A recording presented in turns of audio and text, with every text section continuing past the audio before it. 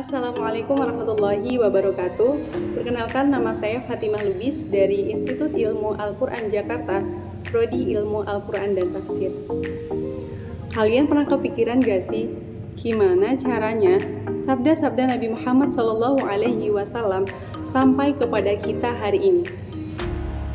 Nah, di video ini kita bakal bahas bareng-bareng tentang sejarah kodifikasi hadis dan jenis-jenis kitab hadis yang sangat penting. Kodifikasi adalah penulisan dan pembukuan hadis Nabi secara resmi berdasar perintah khalifah dengan melibatkan beberapa personil yang ahli dalam masalah ini, bukan yang dilakukan secara perseorangan atau untuk kepentingan pribadi. Kenapa sih hadis Nabi itu perlu dikodifikasi? Nah, salah satu alasannya, karena waktu itu banyak banget para periwayat hadis yang mulai wafat. Kalau nggak segera dibukukan, hadis-hadis itu bisa hilang. Selain itu, mulai muncul juga hadis-hadis palsu yang seolah-olah dari Nabi, padahal bukan. Makanya, kodifikasi dilakukan supaya hadis yang asli tetap terjaga dan nggak tercampur sama yang palsu. Kalian tahu nggak? Siapa sih orang pertama yang memerintahkan pembukuan hadis secara resmi? Ternyata, itu dimulai dari seorang khalifah besar, namanya Umar bin Abdul Aziz.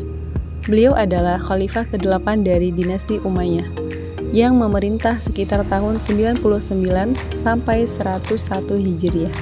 Pada abad kedua Hijriah, para ulama sudah mulai membukukan hadis-hadis, tetapi tidak dilakukan penyaringan dan pemisahan hadis. Mereka tidak hanya membukukan hadis-hadis Nabi saja, akan tetapi fatwa sahabat dan tabi'in juga dimasukkan ke dalam kitab-kitab mereka.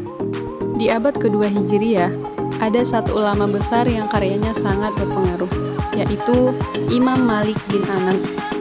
Beliau menyusun kitab Al-Muwatta sekitar tahun 143 Hijriah pada masa pemerintahan Khalifah Al-Mansur dari dinasti Abbasiyah. Kitab ini bukan cuma berisi hadis-hadis Nabi SAW, tapi juga mencantumkan ucapan para sahabat, tabi'in, bahkan pendapat Imam Malik sendiri, serta kebiasaan para ulama dan masyarakat Madinah waktu itu.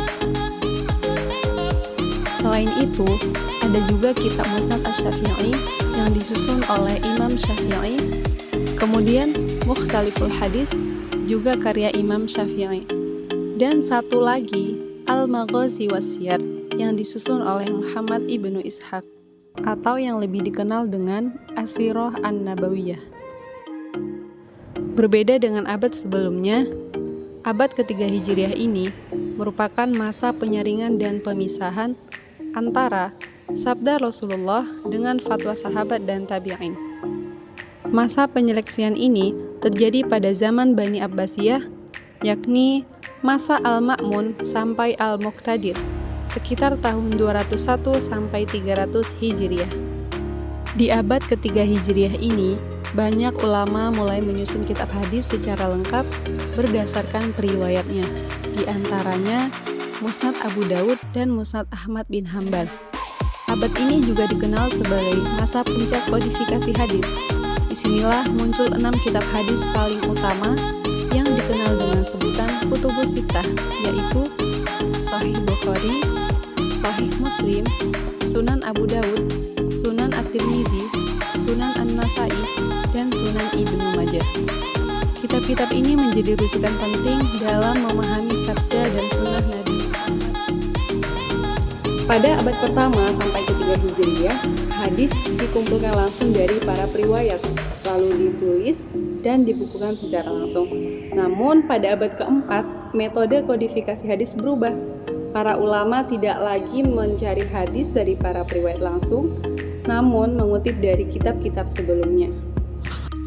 Pada abad keempat sampai ke-7 Hijriah, para ulama tidak lagi hanya mengumpulkan hadis, tetapi juga menyusun kitab-kitab yang bersifat tematik dan metodologis, seperti kitab Jawami, Takhrij, Atraf, Syarah, hingga Mukhtasar.